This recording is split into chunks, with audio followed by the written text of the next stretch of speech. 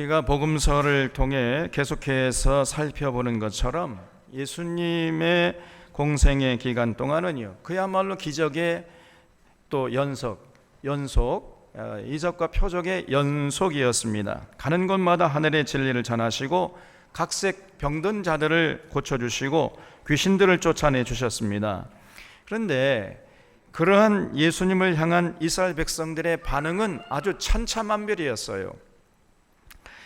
예수님을 메시아로 영접하고 따르는 사람들이 있는가 하면은 서기관들과 율법 교사들처럼 예수님을 그저 먹기를 탐하고 포도주를 즐기는 사람이라고 매도하기도 하고, 저 예수란 작자는 저 귀신의 왕이 바알세불이 들린 자다, 이렇게 정죄하면서 거부하는 사람들도 많았습니다. 그럼에도 불구하고 예수님은 의연하게 이 땅에 오신 예수님의 사명을 묵묵히 감당하시는 이런 모습을 보이신 것이지요. 8장 1절을 보겠습니다. 그 후에 예수께서 각 성과 마을에 두루 다니시며 하나님의 나라를 선포하시며 그 복음을 전하실세 12 제자가 함께 하였다 그랬어요. 예수님이 이 바리새인들과 율법 교사들, 이 서기관들 그렇게 비방하고 핍박하고 조롱해도 의연하게 각 성과 마을을 돌아다니면서, 여기 두루 다니시며, 이게 참 중요한 얘기예요. 두루 다니시며, 어느 곳에는 가고 어느 곳은 안 가고 그런 것이 아니라 두루, 그저 차별 없이 모든 것 다 다니셨다는 거예요. 그러면서 하나님 나라를 선포하시고 복음을 전하셨습니다. 2절에 또한 악귀를 쫓아내심과 병 고침을 받은 어떤 여자들, 곧 7 귀신이 나간 자 막달라인이라 하는 마리아와 헤롯의 청지기 구사의 아내 요한나와 수산나와 다른 여러 여자가 함께하여 자기들의 소유로 그들을 섬기니라. 거기 자기들의 소유로 그들을 섬기니라, 한번 줄을 쳐 주시기 바랍니다. 예수님이 가시는 곳마다 수많은 여인들이 따라다녔다는 거예요. 예수님이요, 여인들에게 인기가 좋았어요. 참 예수님이 부럽습니다. 그래서 수많은 여인들이 예수님의 뒤를 따라다녔는데, 그 중에 막달라 마리아라는 여자는요, 7 귀신이 들렸던 여자랍니다. 7 귀신. 그러다가 예수님이 그 귀신 쫓아내셔가지고 온전케 된 여인이었습니다. 그러니 여러분, 그 예수님의 은혜가 얼마나 감사했겠어요. 여러분, 사실 이 귀신 하나만 들어도 이게 얼마나 그 삶이 고통스럽고 삶의 질이 낮아집니까 여러분. 정말 이 말할 수 없는 고통에 시달리는 거예요. 그런데 그 하루하루가 지옥 같은 삶이었을 텐데 7 귀신 들렸으니까 말이에요. 얼마나 그 삶이 고단했겠습니까 여러분. 근데 거기서 해방되었으니 막달라 마리아가 너무나 감사했던 것이죠. 그래서 예수님의 일행을 자기 소유로 다 섬겼다는 거예요.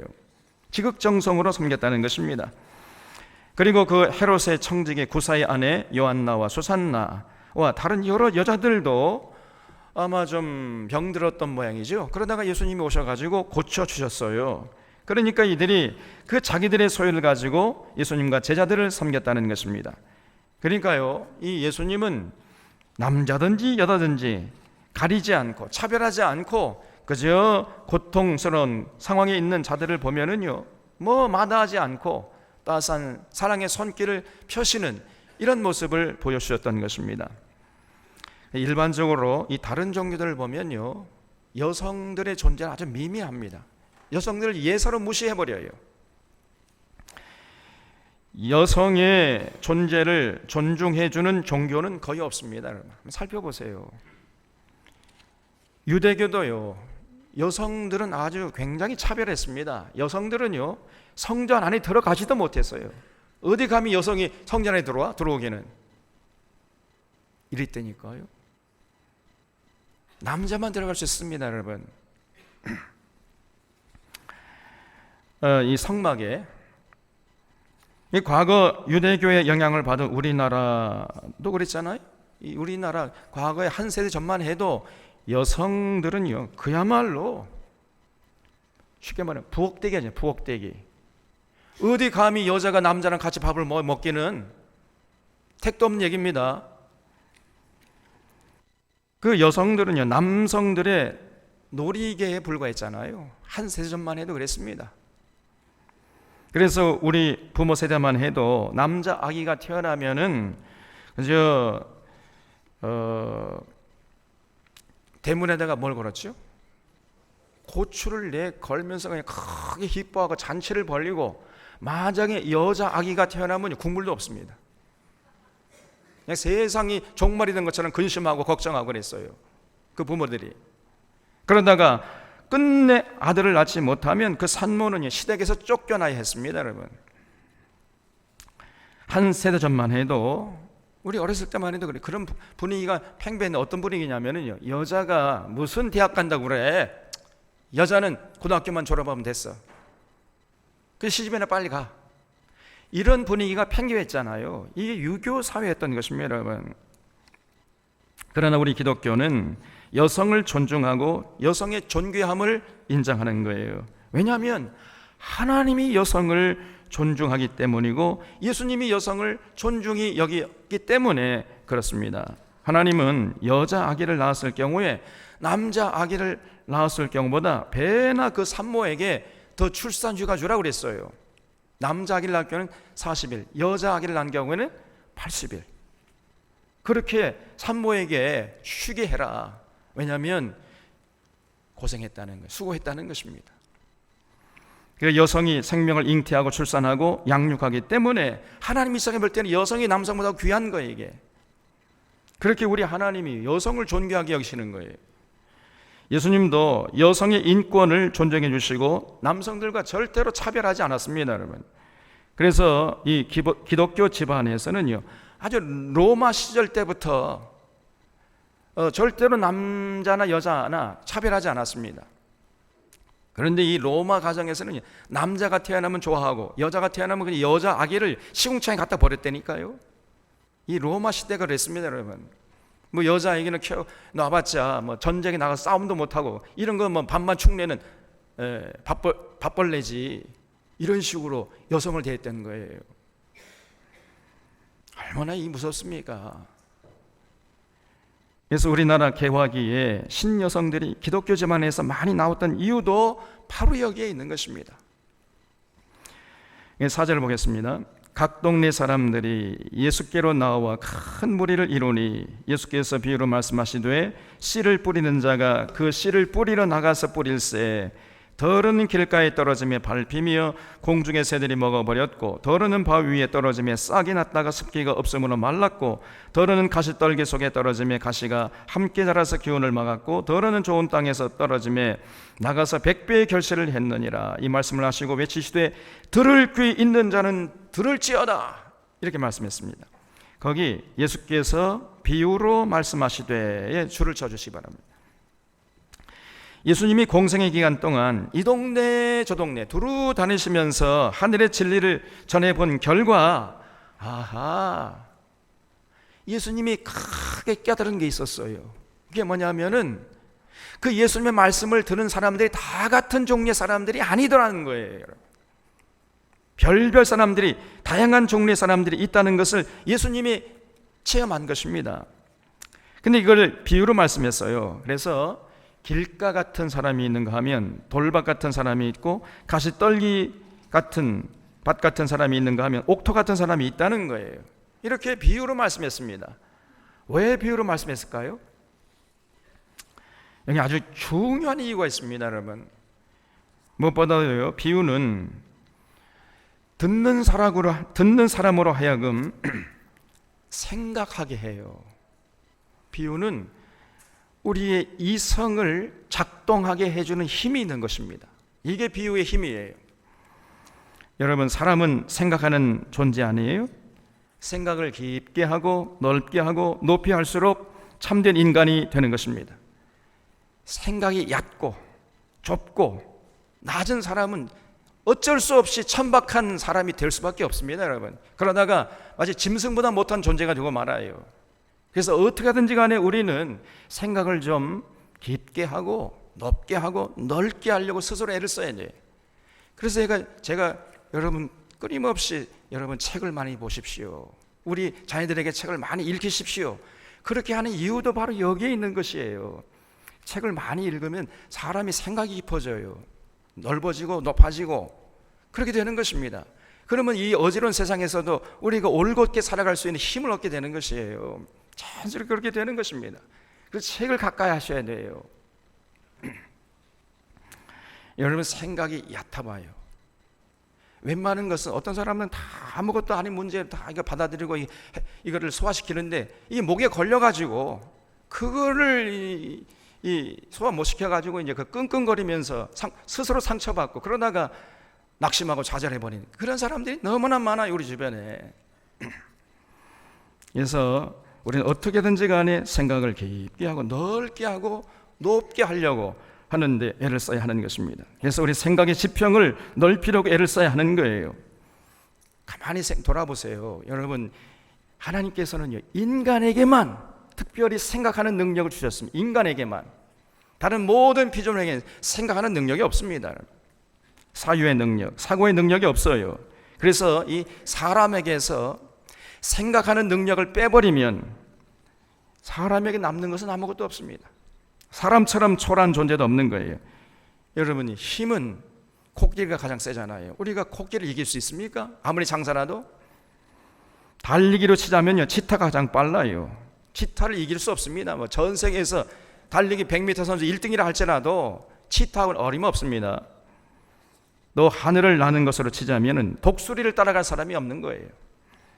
또 수영으로 하면은 돌고래를 당할 사람이 어디 있겠습니까? 올림픽에서 금메달 딴다 할지라도 택도 없습니다. 그래서 사람에게서 생각하는 능력을 빼버리면 피조물 중에서 사람처럼 이렇게 초라한 존재도 없는 거예요, 이게. 그런데 만물의 영장의 노릇을 하잖아요, 지금. 그렇게 만들어주는 능력이 뭡니까? 인간이 가지고 있는 능력 중에서 이 피조물이 가지지 않는 아주 고유한 능력, 그것이 사유의 능력, 생각하는 능력이거든요, 그게. 그렇기 때문에 마귀는 어떻게 하든지 간에 우리로 생각하지 못하게 만들어요. 또 잘못 생각하게 만들어버립니다. 생각을 좁게 하게 하고 아주 얕게 하게 하고 그 인식의 지평을 아주 그냥 줄여버립니다. 그냥. 그러면 이제 그 사람은 천박한 인생이 될 수밖에 없어요. 이게 마귀 짓이에요, 그냥. 그래서 아무것도 아닌 문제 가지고 그저 삐뚤어 생각하게, 오해하게 하고 곡해하게 하고 그저 밴댕이 속처럼 좁게 생각하도록 하고 이렇게 만들어버리는 것입니다. 이게 마귀의 짓이에요, 이게. 반면에 성령님은 어떻게 하든지 간에 깊게 생각하게 하고 넓게 높게 생각하도록 해서 참 그 인격이 훌륭하도록 해서 올바로 생각하게 해가지고 건강한 사고의 소유자가 되도록 애를 쓰시는 분이 바로 성령님이세요. 그런 건강한 사고의 소유자가 되게 하는데 아주 요긴하게 쓰이는 방법이 바로 비유라는 거예요, 비유. 그래서 예수님이 비유를 그렇게 즐겨 사용하신 것입니다. C.H. 도드라는 신학자는 말하기를 비유는 생생함과 신선함으로 듣는 자를 사로잡고 그것을 적극적으로 생각하도록 도와준다 그랬어요. 다시 말해서 비유는요, 그 듣는 사람들에게 흥미를 유발시켜요. 흥미를 가지고 대화에 참여하게 하고 적극적으로 생각하도록 우리의 이성을 자극하는 것입니다. 이성이 작동되도록 도와주는 그런 역할을 하는 거예요, 이 비유가. 그래서 스스로 생각하고 스스로 판단해서 스스로 결단하도록 하는 것이에요. 이처럼 이 비유는요, 듣는 사람들의 흥미를 끌어내고 스스로 생각하게 해서 적극적으로 그 대화에 참여하게 만들어주는 것입니다. 이 때문에 예수님께서 이런 비유의 장점을 적절히 사용해가지고 듣는 사람들을 생각하게 하고 적극적으로 대화에 참여해서 전하고자 하는 진리를 전하려고 이렇게 애를 썼던 것입니다. 그래서 비유를 많이 사용하신 거예요. 이처럼 예수님의 가르침에도 듣는 사람들을 배려하시는 예수님의 그 따스한 사랑이 담겨 있다는 것을 우리가 잊지 말아야 됩니다. 그래서 예수님이 사람들에게는 네 종류의 사람들이 있다는 것을 이제 비유로 말씀하시니까 예수님의 의도대로 그 제자들이 이제 호기심을 가지고 예수님께 나와서 물었습니다. 이 구절을 보겠습니다. 제자들이 이 비유의 뜻을 물으니 그랬죠?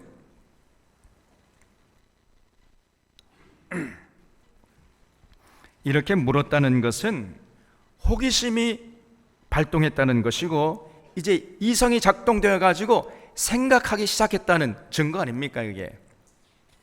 그러니까 물을 수 있는 거죠.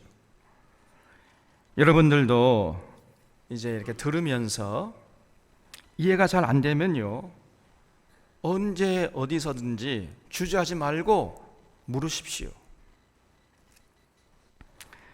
질문을 한다는 것은 집중해서 듣다가 호기심이 발동했다는 굉장히 중요한 증거예요.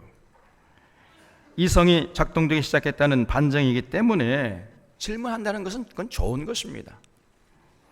그러므로 질문하는 것을 전혀 주저하지 말고 하시기 바랍니다.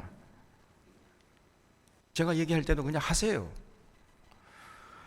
질문하면은 저도 다시 한번 돌아보게 되고 또 다른 사람들도 다시 한번 정리할 기회를 주기 때문에 질문하는 사람들은 이 공동체에 큰 기여를 하는 것입니다.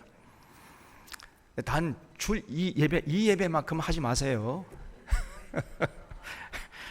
그리고 주일 오후 예배라든지 수요 예배를 얼마든지 하십시오. 제가 미리 본문을 제시하잖아요. 왜 하겠습니까, 여러분? 미리 여러분 집에서 읽다가 혹시 질문이 있으면 그 질문 가지고 나오시라, 그런 의미에서 미리 여러분에게 본문을 제시하는 거 아닙니까?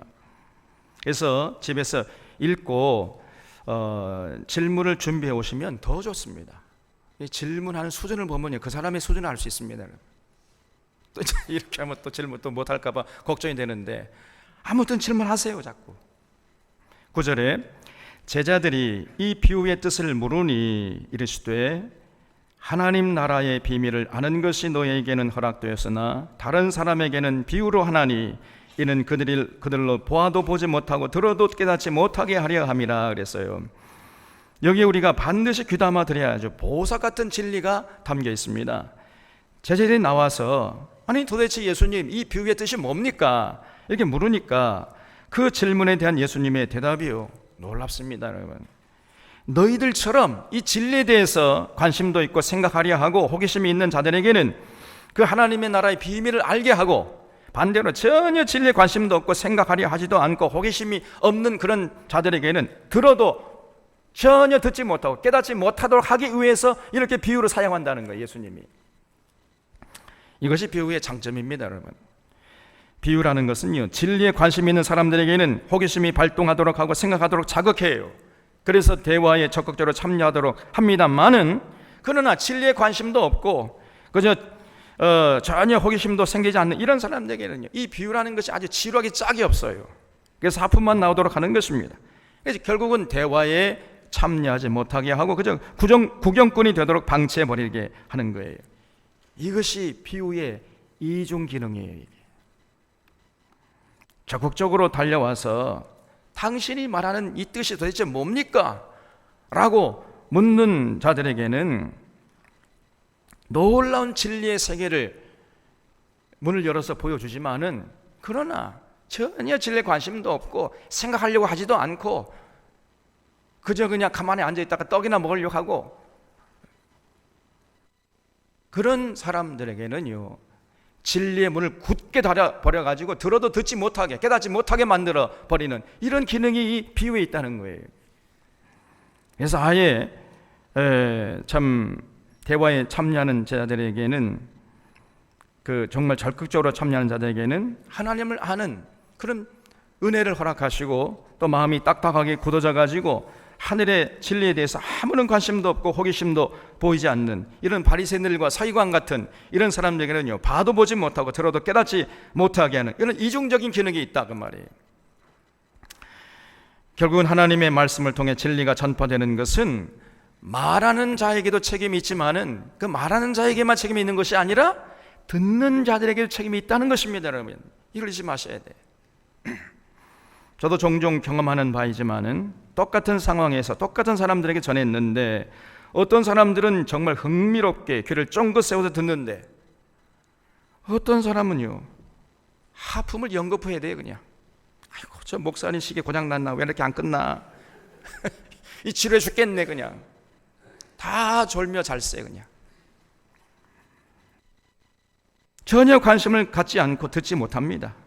그래서 어떤 사람은 깨닫는데 어떤 사람은 깨닫지 못해요. 어째서 이런 현상이 일어나는 것입니까? 그 마음밭이 다르기 때문이에요. 마음밭이 다 똑같이 않아요. 사람들이 그 마음밭에 따라서 어떤 사람은 듣고 어떤 사람은 듣지 못하게 하기 위해서 예수님께서 지금 비유로 말씀하셨다는 것입니다. 여러분, 참 놀랍잖아요.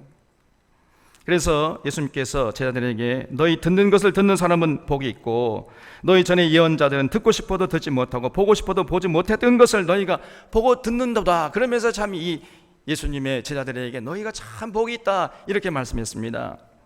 이런 면에서 지금 이 자리에 앉아 여러분 정말 복 있는 사람들이에요. 예수님의 말씀을 들으면서 진리에 대해서 알려하고 호기심이 생기잖아요. 그걸 믿어지잖아요. 그러니까 지금 이 자리에 앉아 있는 거 아니겠습니까?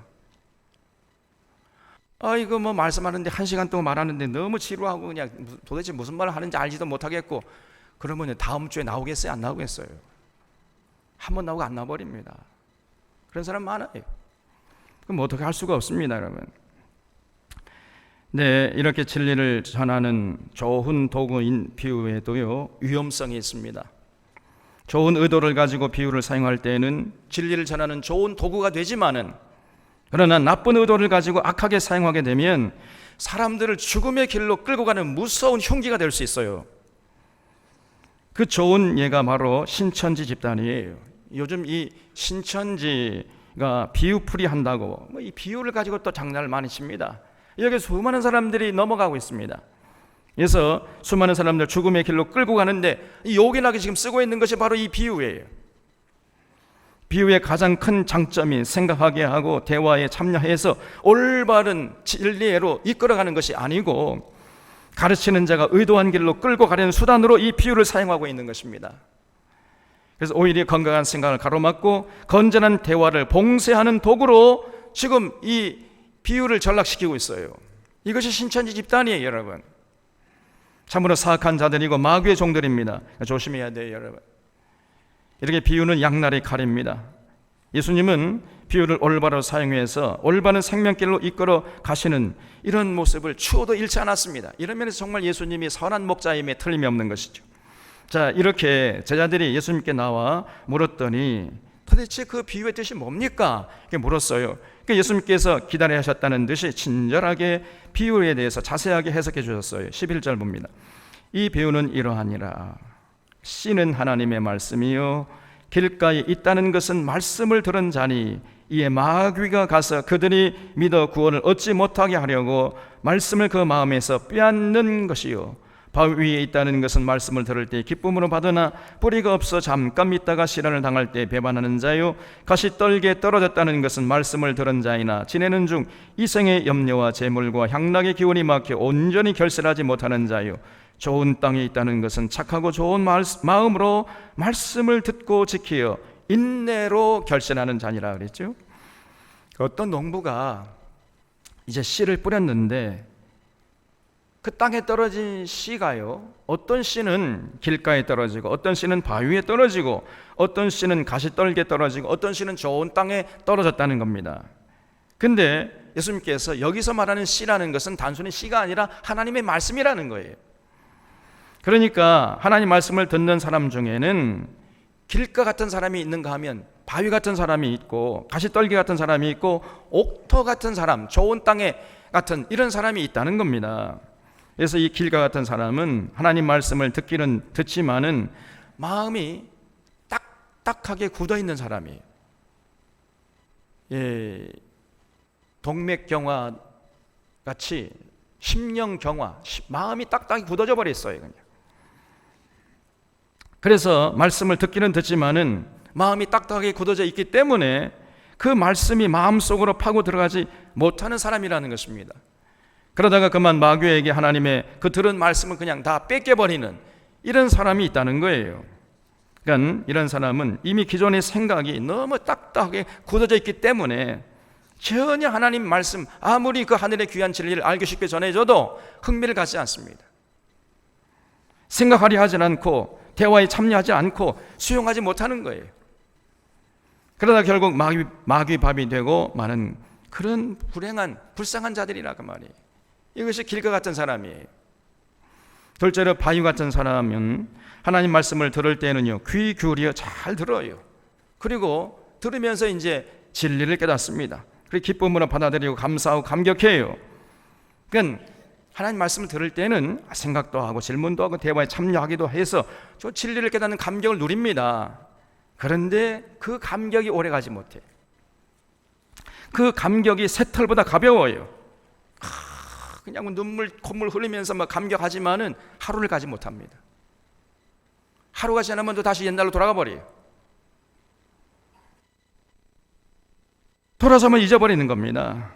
왜 그래요? 그 마음이 바위 같아서 그래요. 그러니까 흙이 없기 때문에 그 땅에 떨어진 씨가 그 바위 속으로 깊이 뿌리내지 못하는 것입니다. 그래서 마음밭으로 마음속으로 깊이 파고들지 못한 하나님 말씀이 삶의 전 영역으로 파급되지 못하는 거예요. 그러다가 그저 조금이라도 시련의 바람이 불어오면 금방 그 신앙이 뿌리채 뽑혀버립니다. 그냥 조금의 고난이나 어려움을 만나면은 금방 예수님을 부인해버리고 예수님을 떠나버려요. 이런 사람이 바위 같은 사람들이라 그랬어요. 셋째로 이 가시떨기 같은 사람은 하나님 말씀을 들을 때 이 사람도 기쁨으로 잘 받아요. 말씀이 마음밭에 깊이 뿌리내리고 신앙생활을 잘합니다. 그러나 이 사람의 문제는 뭐냐? 조금 전에 우리 권사님이 기도할 때 말씀하셨던 것, 이생의 염려와 세상 재물의 욕심과 세상 향락이라는 가시떨기가 있어요, 이 사람에게. 그래서 이 사람 하나님 말씀을 들을 땐 잘 귀 기울여 듣고 그래서 적극적으로 생각하면서 대화에 참여해가 진리를 깨닫고 진리 따라 살아갑니다. 그러나 이 사람의 문제는 하나님의 말씀의 진리가 최고의 가치가 아니에요. 이 사람에게는 세상의 출세와 세상의 권력과 세상 부귀 영화가 이 사람에게는 더 중요해, 아직까지. 그래서 세상의 즐거움과 향락을 포기하지 못하는 것입니다. 하나님 말씀이라는 진리와 세상의 향락이라는 이 두 가치가 충돌하면은 여지없이 하나님 말씀의 진리를 그냥 포기해버려요. 그리고 세상의 향락을 따라가 버리는 것입니다, 이 사람이. 그 진리를 포기하고 적당히 세상과 타협하면서 세상에 안주하는 것이에요. 그래서 세상도 즐기고 싶고 천국도 가고 싶고 이것도 하고 싶고 저것도 하고 싶고 어정쩡하게 이렇게. 그래서 이 사람 화장실에 앉아있는 사람이 어정쩡하게 그냥 주저앉아가지고 이것도 아니고 저것도 아니고 이렇게 어정쩡하게 신앙생활 하다가 조금은 이제 자기 마음이 수가 틀어지면은요 그냥 시들해져가지고 결국 쭉정이가 되고 말합니다. 이런 사람이 바로 가시떨기 같은 사람입니다. 어떤 사람은요, 목사님 저는 믿기는 믿을 건데 지금 안 믿고 조금 있다가 믿겠습니다. 지금은 너무 세상 부귀영화가 좋고 세상 이 연락 또 그 세상의 그 즐거움이 너무 좋으니까 그냥 세상 연락 즐기다가 죽기 직전에 전격적으로 예수 믿겠습니다. 그때까지 좀 참아주세요. 네. 이렇게 말하는 사람이 있다니까요. 그런 사람이 바로 가시떨기 같은 사람이에요. 하나님의 은혜가 귀한 줄 압니다. 천국도 들어가고 싶은 마음이 굴뚝 같아요. 그런데 그보다도 세상 향락이 더 좋은 거예요. 그걸 포기하지 못해요. 거기 반해서 넷째로 옥토 같은 사람이 있다는 거예요. 이 사람에 대한 예수님의 말씀을 다시 보면 15절에 좋은 땅에 있다는 것은 착하고 좋은 마음으로 말씀을 듣고 지키어 인내로 결실하는 자다 그랬어요. 여기 중요한 단어가 듣고 지키어 인내로 결실하는 자. 거기 줄쳐보세요. 이 사람은요 하나님 말씀을 귀담아 듣고 능동적으로 질문도 하고 호기심을 가지고 대화에 참여해서 진리를 깨달아요. 그리고 깨달은 진리의 최우선 순위를 부여해가지고 거기에 전심으로 순종하면서 실천하면서 살아가요. 그러면 그 삶이 매일 그저 생각하는 데 다 되어지겠습니까? 아니에요. 세상이 그렇게 단순하지 않습니다. 그렇게 살아가려면 어려움이 있어요. 고난이 있기 마련입니다, 여러분. 그러나 그 어떤 어려움이나 고난이나 시련이 닥쳐와도 그걸 인내해요. 꼭 참아내는 것입니다. 절대로 그 진리를 포기하지 않습니다. 끝까지 성실하고 충성되게 그 자기 자리를 지켜내요. 결국 이런 사람이 날마다 천국을 맛보고 갈수록 더 풍성하게 천국을 누리다가 천국의 주인공이 되는 것입니다. 그래서 이 옥토 같은 사람이 되어야 돼요, 우리가. 반면에 길가나 바위나 가시떨기 같은 사람들은 천국을 맛보지도 못하고 조금 맛보던 그런 천국마저 이제 이내 뺏겨 버리게 되는 것이다. 이렇게 예수님께서 말씀하신 거예요. 오늘 16절 이하의 예수님의 말씀이 바로 그러한 현상을 지적한 것입니다. 여기 16절에 누구든지 등불을 켜서 그릇으로 덮거나 평상 아래에 두지 아니하고 등경 위에 두나니 이는 들어가는 자들로 그 빛을 보게 하려 함이라. 숨은 것이 장차 드러나지 아니할 것이 없고 감추인 것이 장차 알려지고 나타나지 않을 것이 없느니라. 그러므로 너희가 어떻게 들을까? 스스로 삼가라. 누구든지 있는 자는 받겠고 없는 자는 그 있는 줄로 아는 것까지도 빼앗기리라. 이렇게 말씀했습니다. 참 무서운 말씀이에요. 예수님께서 지금 비유로 말씀하시는 것은 가급적이면 모든 사람들에게 진리를 알도록 하기 위해서 이렇게 지금 비유로 전하는 것이라는 거예요. 그래서 예수님께서 비유로 말씀하시는 것은 감추려고 하는 것이 아니라 가급적이면 모든 사람들에게 다 드러내가지고 모든 사람이 믿게 하려고 그렇게 지금 하고 있는 것이라는 거예요. 등불을 켜서 그릇으로 덮거나 평상 아래에 두는 사람이 어디 있느냐는 것입니다. 등불을 켜는 이유는 들어가는 자들로 그 빛을 보게 하려 함이 아니겠나. 그래서 내가 비유로 얘기하는 것도 바로 거기에 이유가 있다는 것이에요.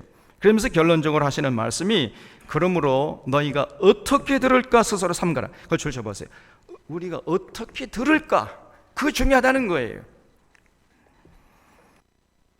그래서 잘못 듣는 사람들은요, 누구든지 있는 자는 받겠고 없는 자는 그 있는 줄로 아는 것까지도 뺏기리라 그랬어요. 이 말씀 중요합니다. 예수님이 비유로 말씀하시는 이유는 가급적이면 많은 사람들에게 진리를 전해주려고 하는 것이지만은 그러나 누구에게나 똑같은 은혜를 나눠주려고 하는 것은 아니라는 것이에요.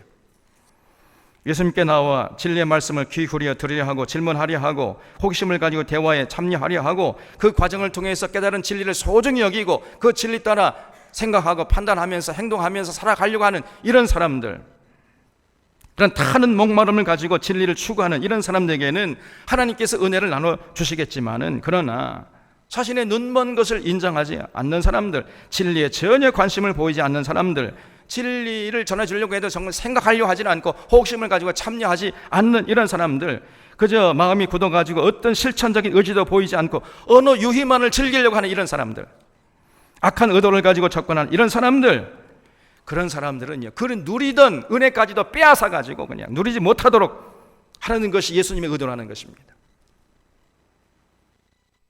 놀라운 말씀 아닙니까? 옥토 같은 사람들에게는 더 많은 은혜를 베풀어 주시려고 하는 것이고, 그리고 길가나 바위나 가시떨 같은 그런 마음의 소유자들에게는요, 그 누리던 은혜마저 빼앗기 위함이라는 것이에요. 여러분, 우리 사론의 교우들은 하나님 앞에서 모두가 좋은 땅, 옥토가 되시기를 바랍니다. 하나님의 말씀을 듣고 하나님 말씀 잘 일단 들으셔야 돼요. 집중해야 됩니다. 여러분, 경청하셔야 돼요. 딴 생각하면 안 돼요. 어떤 어려움이 있어도 그 이제 들은 대로 순종하고 실천하고, 그리고 그 실천할 때 어떤 고난이 와도 그걸 인내하면서 자기 자리를 지켜내는 이런 자들이 하나님 앞에서 되어 주시기를 주님의 이름으로 부탁을 드립니다. 이런 자가 진실로 복된 자예요. 이런 자를 향해서 예수님께서 뭐라고 평가하셨냐면요, 8장 21절 보면은 예수께서 대답하여 이르시되 내 어머니와 내 동생들은 그건 하나님의 말씀을 듣고 행하는 사람들이다, 이렇게 말씀했습니다. 누가 예수님의 어머니와 누가 예수님의 동생이냐? 하나님 말씀을 듣고 행하는, 충성되게 순종하고 실천하는 사람들이 예수님의 어머니요 동생들, 예수님의 가족이라는 거예요. 여러분, 예수님께서 이렇게 말씀했어요. 예수님은 절대로 그 혈통의 피를 이어받았다고 해서 내 가족이고 혈통의 피를 이어받지 않으면 내 가족이 아니고, 이러한 생각하지 않으셨어요. 누가 내 동생이고 누가 내 어머니냐? 하나님의 말씀의 진리를 같이 공유하고 실천하려고 하는 그런 사람들이 내 어머니요, 내 동생이요, 내 가족이다, 이렇게 말씀했습니다. 그런 참 믿음의 소유자가 예수님의 가족이라는 거예요. 우리 사랑하는 샤론의 교우들도 이 가족의 개념을 좀 넓히시기를 바랍니다, 여러분. 우리 너무 이 가족의 개념이 너무 좁아요. 이 가족, 혈통의 피를 이어받아만 내 가족이죠. 그렇지 않으면 아무리 훌륭한 내 가족이 아니다. 이런 식으로 생각한다니까요. 이것이 우리의 인생을 참으로 힘들게 하는, 우리 이 나라 이 많은 문제가 바로 여기서 지금 발생하고 있습니다. 그래서 누가 내 어머니요 내 동생이냐, 누가 내 가족이냐, 하나님의 말씀을 듣고 들은 대로 진리를 깨닫고 진리를 따라서 살아가려고 하는 그 사람이 내 어머니요 내 동생이요 내 가족이다. 여러분, 이 말씀이 참 예수님 말씀을 듣고 순종하고 충성에 따르려고 하는 이런 여러분과 저에게 얼마나 큰 위로와 힘이 되는 말씀입니까, 여러분? 또 8장 22절 이하를 보면은 하루는 이제 예수님이 제자들과 함께 배를 타고 갈릴리 호수를 건너가시는데 갑자기 이제 광풍이 불어온 거예요. 이 갈릴리 호수는 때로 광풍이 무섭게 불어옵니다. 왜냐하면 바로 그 북쪽에 헐몬산이라는 굉장히 큰 산이, 우리나라 백두산보다 더 커요. 그런 무시무시한 산이 있습니다. 그래서 그 헐몬산 골짜기에서 이게 바람이 불어와가지고 갈릴리 바다를 지나가는 거예요. 그러니까 시도 때도 없이 갑자기 이 갈릴리 바다에 그냥 큰 광풍이 불어치는 것입니다.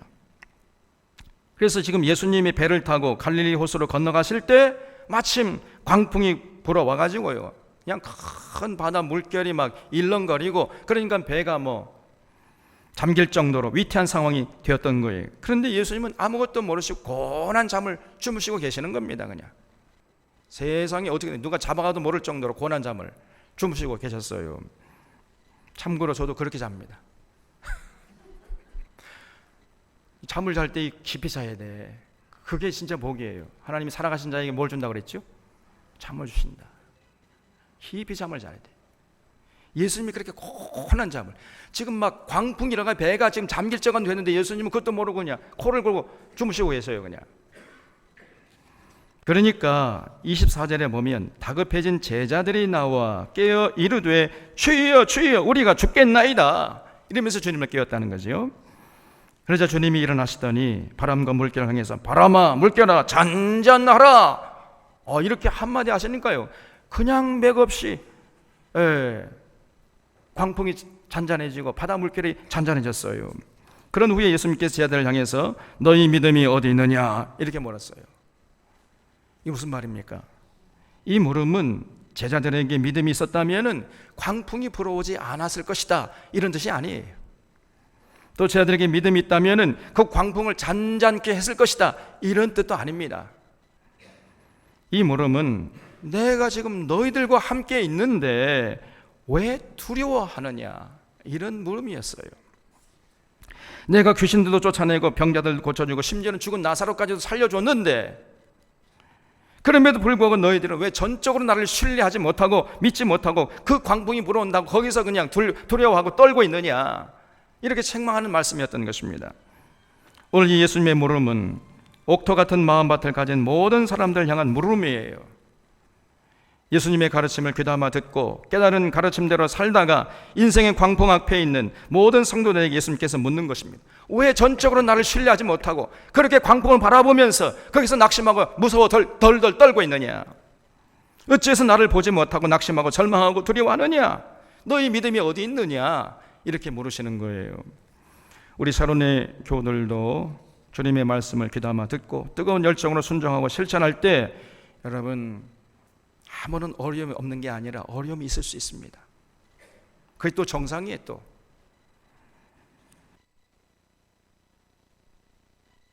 그때 중요한 것입니다. 그때 우리가 어떻게 행동하느냐에 따라서 그 우리 마음속에 자리 잡고 있는 믿음이 진짜냐 가짜냐가 판결되는 거예요.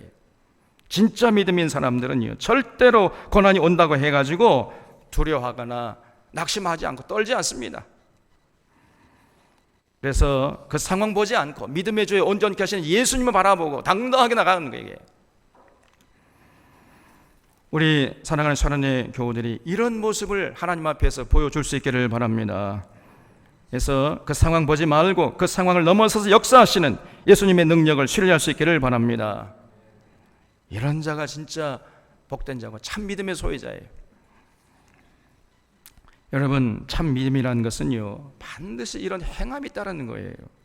행하되 중간에 그만두는 것이 아니고 어떤 어려움이 와도 인내하면서 끝까지 행하는 것, 이것이 진짜 믿음이에요. 이 행함이 없는 믿음, 이건 죽은 믿음입니다. 그런 죽은 믿음 정도는 귀신에게도 있다는 거예요. 오늘 26절 이하를 보겠습니다.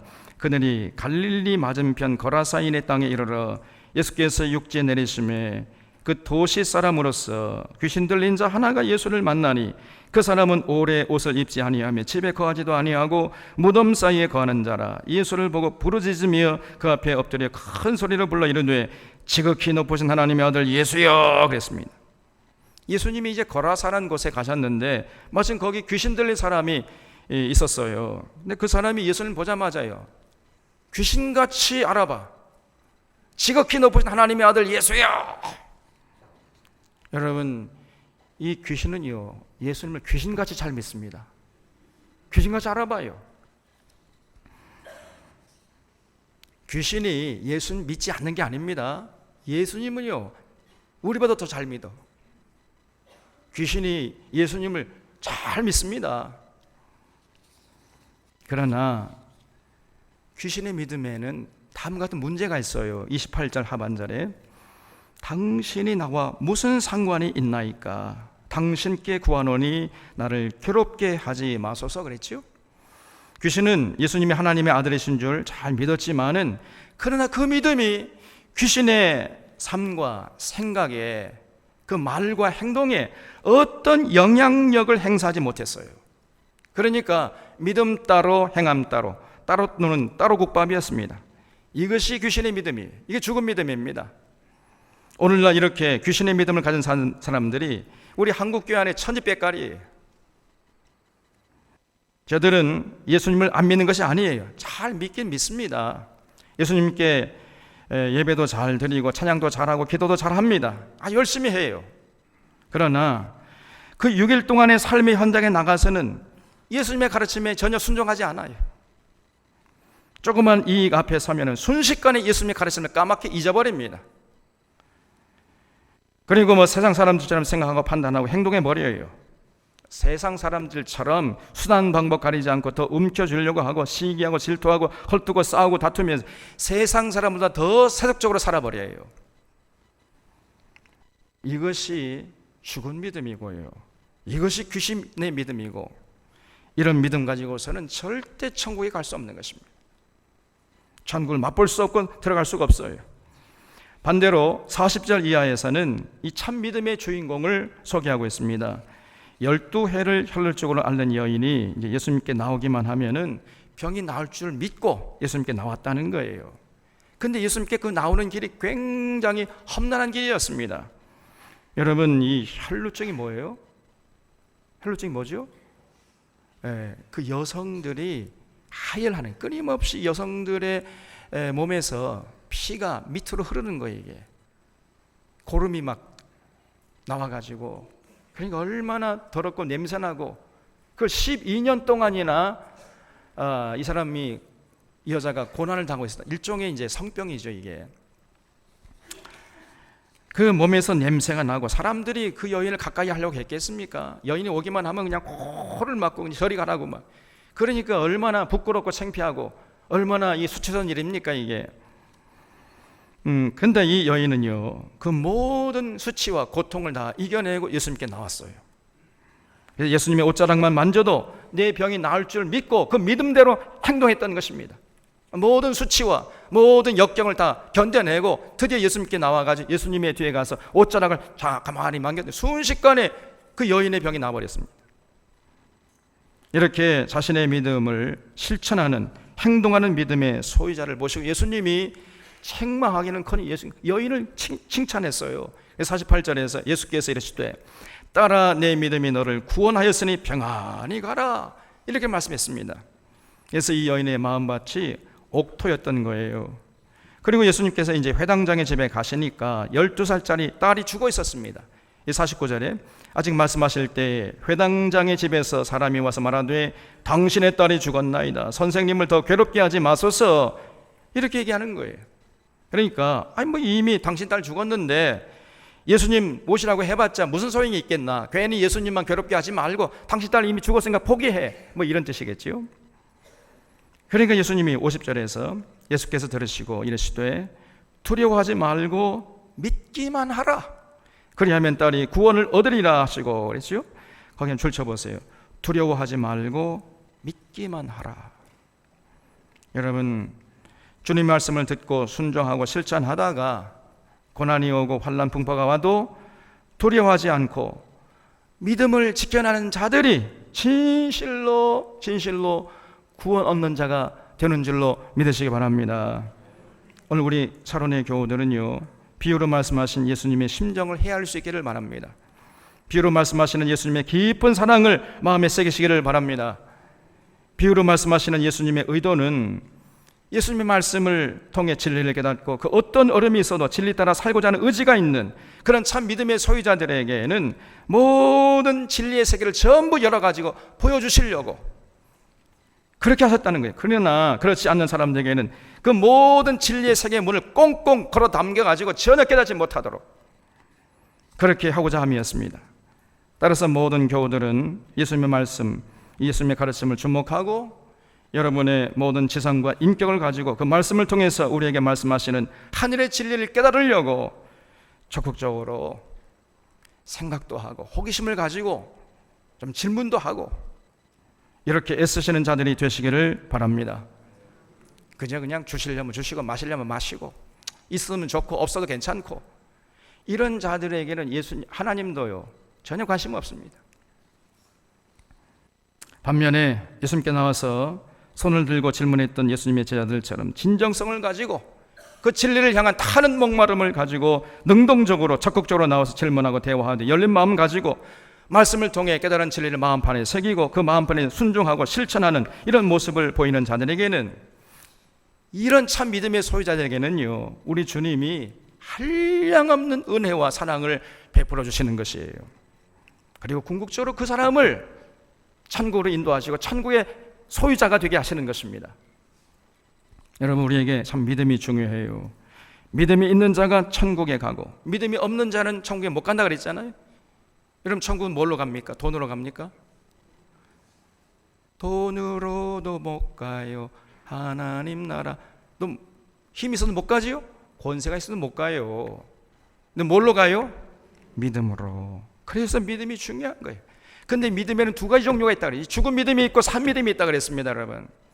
죽은 믿음 갖고 있으면 그거는 이제 헛수고입니다. 근데 많은 사람들이 죽은 믿음 갖고 있으면서 자기가 산 믿음이 이미 있는 자처럼 이렇게 착각하고 산다니까요. 너무너무 안타까웠습니다, 여러분. 죽은 믿음은 어떤 믿음이라고 했어요? 듣기만 할 뿐이지 실천하지 않는 믿음, 그 죽은 믿음, 행함이 없는 믿음. 조그만 이익 앞에 서탐대실, 그러면 세상과 그냥 타협하고 그죠? 예수님 말씀을 저리 가버려 그냥. 그리고 세상의 이익을 추구해버립니다. 이게 죽은 믿음이에요. 그런 사람은 아무리 열심히 예배드리고 기도하고 뭐 찬양한다 할지라도 그 헛수고입니다, 여러분. 절대로 천국 갈 수가 없어요. 성실하게 예수님의 말씀을 듣고 그 깨달은 진리를 따라서 생각하고 말하고 행동하고 살아가는 이런 사람들이 결국은 참 믿음의 소유자로 인정받아서 천국을 맛보고 누리다가 영원한 천국의 주인공이 되는 것입니다. 그래서 이 죽은 믿음, 이거는 짝퉁이에요. 쭉정이고 이런 사람들은요 불행한 인상이에요. 불행한 사람들이. 우리 산원의 교우들은 진실로 참 믿음의 사람들이 되시기를 바랍니다. 예수님을 사랑하되 끝까지 사랑하고 그 예수님의 말씀을 귀 기울여 듣고 깨달은 대로 순종하고 순종하다가 어려움을 만나도 인내하면서 끝까지 충성되게 따르는 이런 옥토 같은 자들이 다 되어주시기를 주님의 이름으로 부탁합니다. 고마우신 하나님 아버지, 오늘 귀하신 하늘의 진리를 들을 때 우리의 이성을 작동케 하셔서 진리에 대해 생각하게 하시고 깨닫게 하심을 감사드리옵나이다.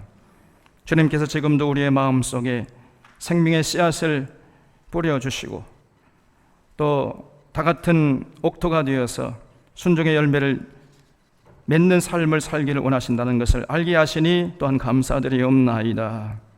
예수님께서 우리의 참 메시아 되심을 분명히 알고 믿되 우리의 믿음의 뿌리를 성경 66권 전체에 깊이 뿌리박게 하셔서 어떤 세상의 바람과 풍조에 흔들리지 않는 견고한 믿음의 소유자들 다 되게 하여 주시옵소서.